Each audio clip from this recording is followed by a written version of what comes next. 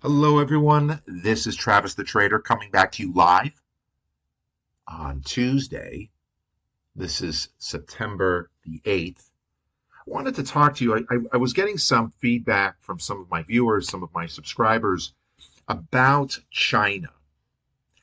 And I just wanted to share with everybody, I really don't read the newspapers or listen to the financial news probably as much as other people that are out there that listen to whomever the entity might be, the financial entity that they might be listening to.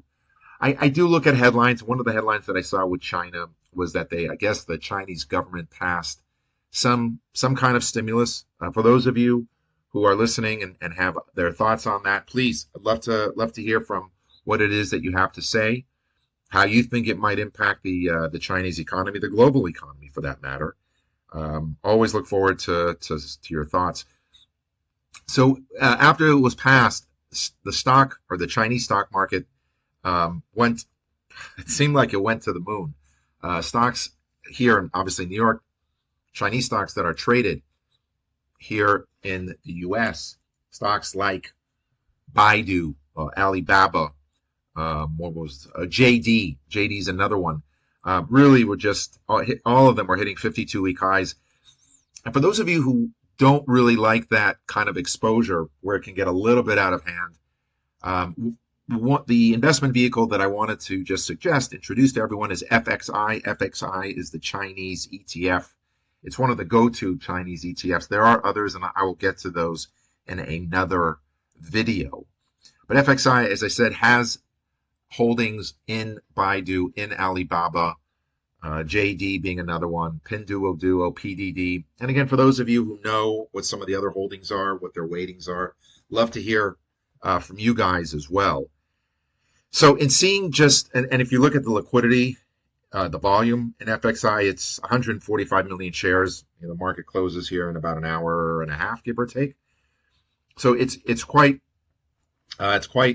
large. And also, yesterday, I put this trade on yesterday. The IV rank on this was about 100, a little over 100. So I thought, you know what, let's do it. But I didn't really know what was the best sort of option strategy to incorporate here. So I went with what they call a put ratio spread. This is a strategy that I really haven't spoken that much about.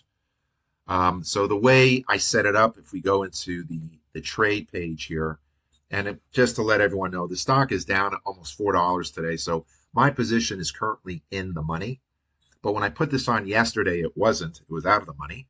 I sold 235 naked puts, and then I bought a 36 put. So what that does is look at it as like an omnidirectional trade.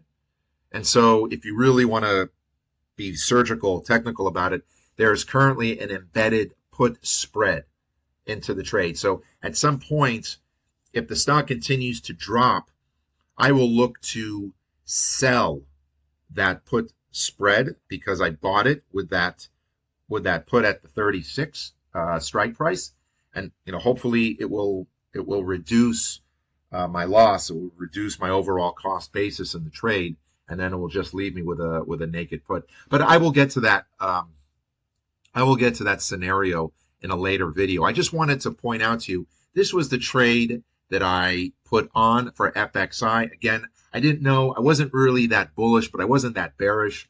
I guess I could have put on a strangle, but I just decided to try a different sort of strategy, what they call a put ratio spread, which again, I'm still bullish. I need to reemphasize that. I'm still bullish, but there is that bearish, or there is that put spread that's embedded in the options trade. Again, FXI, a good way to get exposure into China. Love to get your thoughts. For those of you that found value in this, please subscribe to my channel. Give me that thumbs up so that I can continue to provide future content to everyone. And again, looking to make everyone not just a better trader, but a better decision maker as well. I look forward to seeing everyone in the next video.